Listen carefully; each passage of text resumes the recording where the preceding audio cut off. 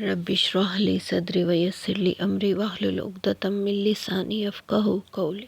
سورۃ قصص پارہ نمبر 20، یہ مکی سورت ہے اور اس کی 88 آیات اور 9 رکوعات ہیں۔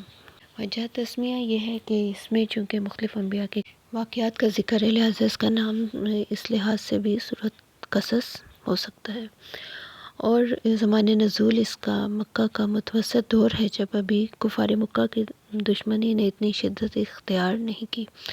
مرکزی مضمون یہی ہے کہ پرانی جو سورۃ نمل ہے یہ اس کے جوڑے کی حیثیت رکھتی ہے، اور جن واقعات کا اس میں اختصار سے ذکر تھا اس میں تفصیلی تذکرہ ہے، جیسے کہ حضرت موسیٰ علیہ السلام کے واقعے کے جو جزیات اس صورت میں مسنگ تھے وہ اس میں تکمیل کو پہنچائے گئے ہیں۔ شروع کرتے ہیں۔ طاسیم میم تلک آیات الکتاب المبین۔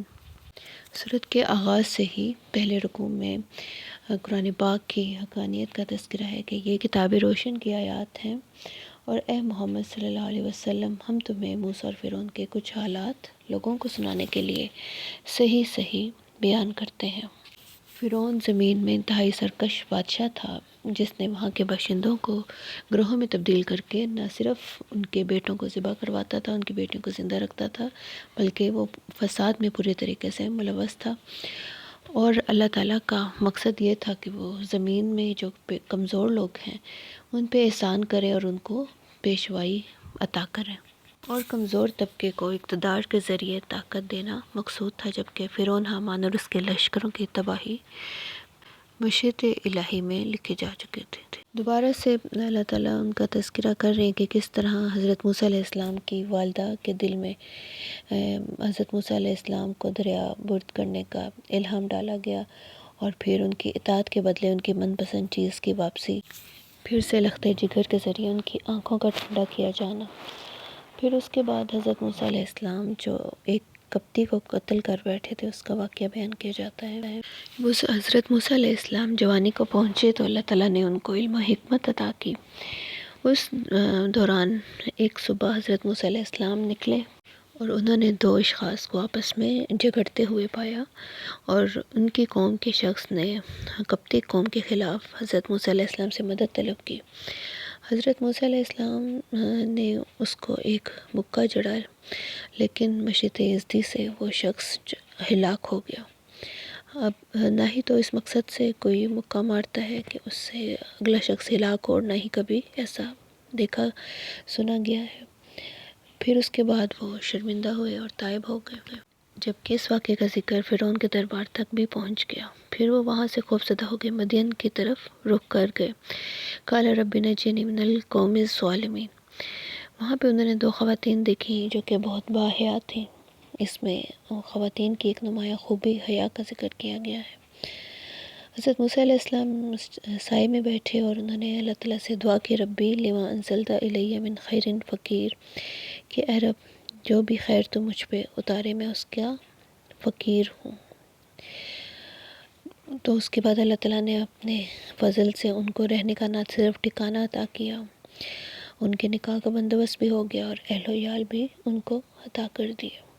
پھر اس کے ساتھ جو ان کا معاہدہ تھا وہ پورا کرنے کے بعد حضرت موسیٰ علیہ السلام نے وادی ایمن کی طرف رخ کیا، جہاں پہ اللہ تعالیٰ ان سے ہم کلام ہوئے، یا موسیٰ انی انا اللہ رب العالمین، اور پھر انہیں دو معجزات عطا کیے گئے، عصا اور ید بیضا۔ پھر ان کی سفارش پہ حضرت ہارون علیہ السلام کو بھی نبوت عطا کی گئی، اور یوں فرعون کے دربار میں ان دونوں کی رسائی ہوئی۔ فرعون نے حامان سے کہا کہ ایک محل بناؤ، اس پہ چڑھ کے میں موسیٰ کے رب کو دیکھوں۔ یعنی اس نے نہ صرف کفر و تکذیب کی بلکہ طنز و تشنیع کا نشانہ بنا رہا۔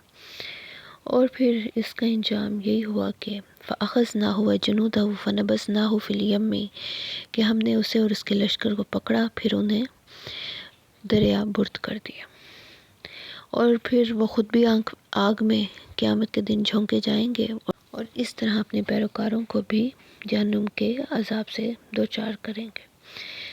یہ واقعات نبی پاک صلی اللہ علیہ وسلم کی نبوت کی نشانی کے طور پہ اللہ تعالیٰ تذکرہ فرما رہے ہیں کہ آپ تو ان علاقوں میں موجود نہیں تھے، یا آپ وادی طور میں یا مدین میں کہیں رہائش پذیر نہ تھے، اور یہ تمام واقعات بحکم الہی انہیں آگاہ کیے گئے ہیں۔ نبی پاک صلی اللہ علیہ وسلم کی نبوت اور اس کی حقانیت اس بات سے مزید واضح ہوتی ہے۔ اس کے بعد گناہ گاروں کے الزامات کا تذکرہ ہے کہ وہ کہتے ہیں کہ ہمیں وہ معجزات کیوں نہیں دیے گئے جو حضرت موسیٰ علیہ السلام کو دیے گئے تھے؟ تو اللہ تعالیٰ جواب دیتے ہیں کہ کیا تم نے حضرت موسیٰ علیہ السلام کی تعلیمات کو پہلے جھٹلایا نہیں، جو اب تم ان کے جیسے معجزات کا تقاضا کر رہے ہو؟ نیک لوگوں کی صفات اللہ تعالیٰ بیان فرماتے ہیں کہ اہل کتاب کو دگنا اجر دیا جائے گا جو نبی پاک صلی اللہ علیہ وسلم پر بھی ایمان رکھتے ہیں اور ان سے پہلی کتابوں پر بھی لائے۔ ان کی صفات کا مزید تذکرہ ہے کہ وہ صبر کرتے ہیں، برائی کو بھلائی سے دور کرتے ہیں اور ہمارے دیے ہوئے رزق میں سے خرچ کرتے ہیں، لغو باتوں سے اجتناب کرتے ہیں۔ کفار کا قول نقل ہے کہ اگر ہم ایمان لائے تو حرم سے ہم اچک لیے جائیں گے، یعنی قریش مکہ یا نبی پاک صلی اللہ علیہ وسلم کی دعوت کے جواب میں جو قریش کے مقامی لوگ تھے وہ یہ بہانہ یا عذر تراشتے تھے کہ ہمیں پھر حرم سے اچک کے نکال دیا جائے گا، ہم اس کی تولیت سے بھی محروم ہو جائیں گے اور دنیا کے دروازے ہم پہ بند کر دیے جائیں گے۔ تو اللہ تعالیٰ فرماتے ہیں کہ کیا ہم نے تمہیں حرم میں جو کہ امن کا مقام ہے جگہ نہیں دی جہاں ہر قسم کے میوے پہنچائے جاتے ہیں؟ لیکن یہ لوگ نہیں جانتے۔ اور بہت سی بستیوں کو ہم نے ہلاک کر ڈالا جو کہ اپنی معیشت پر اترا رہے تھے، یعنی بہت بافراغت ان کو رزق بھی دیا گیا تھا۔ سو یہ ان کے مقامات ہیں جو ان کے بعد آباد ہوئے ہی نہیں مگر بہت کم، اور ان کے پیچھے ہم ہی ان کے وارث ہوئے۔ اور مزید اپنے عذاب کا ایک قاعدہ اللہ تعالیٰ بیان کر رہے ہیں کہ جب تک ہم کسی بڑے شہر میں پیغمبر نہ بھیج لیں تو ہم بستیوں کو ہلاک نہیں کرتے، اور جب تک ہم ان پہ حجت تمام نہ کر دیں رسول کی صورت میں، اور ہم اس حالت میں بھی بستیوں کو ہلاک نہیں کرتے جب تک کہ ان کے باشندے ظالم نہ ہوں۔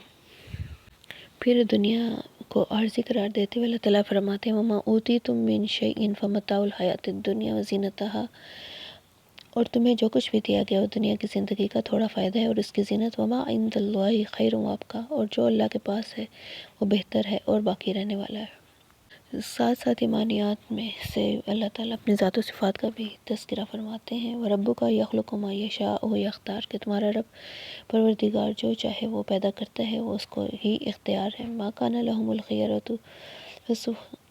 ان کے پاس کوئی اختیار نہیں بلکہ وہ پاک ہے سبحان اللہ وتعالی عما یشرکون، جس سے وہ شرک کرتے ہیں۔ وَهُوَ اللَّهُ لَا إِلَٰهَ إِلَّا هُوَ، اور وہی ہے جس کے سوا کوئی معبود نہیں۔ پھر اللہ تعالیٰ سوال کرتے ہیں، استفہامی انداز میں پوچھتے ہیں کہ اگر اللہ تعالیٰ ہمیشہ ہمیشہ کے لیے رات کر دے تو کون ہے جو تمہیں دن لا دے، اور اگر ہمیشہ کے لیے دن ہی تم بنا دے تو کون ہے جو تمہیں سکون کے لیے رات لا کے دے۔ آگے قارون کا واقعہ ہے کہ اس کے خزانے اتنے کثیر تھے کہ ایک جماعت اس کی کنجیاں اٹھاتی تھی، طاقتور جماعت۔ اس کی قوم نے اس کو اترانے سے منع کیا کہ زمین میں فساد نہ کرو، مگر اس نے اس تمام مال و دولت کو اپنا ذاتی کمال قرار دیا۔ قال انما اوتیتہ علی علم، علم کی وجہ سے میں نے یہ حاصل کیا، اس کا یہ کہنا تھا۔ پھر اللہ تعالیٰ نے اس کو زمین میں دھنسا دیا۔ جب وہ اپنی مال و دولت پہ اتراتا ہوا جا رہا تھا، اسی وقت اللہ کے عذاب کا کوڑا برسا اور وہ زمین میں دھنس گیا، اور وہ قیامت تک دھنستا ہی رہے گا۔ پہلے اقوام کا ذکر اللہ پاک فرماتے ہیں کہ قوت میں تم سے بہت زیادہ تھی، جبکہ آخرت کا گھر اللہ تعالیٰ ان لوگوں کے لیے مقرر کرتے ہیں کہ جو زمین میں فساد نہیں کرتے۔ عاقبت تو پرہیزگاروں کے ہی لیے ہے۔ نبی پاک صلی اللہ علیہ وسلم کو اللہ تعالیٰ ایک خوشخبری دے رہے ہیں، ان الذی فرض علیک القرآن لرادک الی معاد، کہ ہم آپ کو دوبارہ سے آپ کے لوٹنے کی جگہ پہ پہنچائیں گے، یعنی مکہ میں فتح کر کے دوبارہ تم اپنی قوم اور حشمت کے ساتھ واپس لوٹو گے۔ اے نبی صلی اللہ علیہ وسلم، نبوت اور رسالت ہماری نعمت ہے، تو آپ ظالموں کی مدد نہ کریں اور وہ آپ کو آیات الہی کے بارے میں گمراہ نہ کریں۔ وَادْعُ إِلَىٰ رَبِّكَ، اور بلاتے رہیں اپنے رب کی راہ کی طرف۔ اس کے بعد اللہ تعالیٰ فرماتے ہیں کُلُّ شَيْءٍ هَالِكٌ إِلَّا وَجْهُهُ، ہر چیز ختم ہونے والی ہے سوائے اس کا چہرہ۔ لَهُ الْحُكْمُ وَإِلَيْهِ تُرْجَعُونَ، کا حکم چلتا ہے اور اسی کی طرف تم لوٹائے جاؤ گے۔ واللہ عالم بالصواب۔ ربنا تقبل منا انک انت السمیع العلیم وتب علینا انک انت التواب الرحیم وما علینا الا البلاغ۔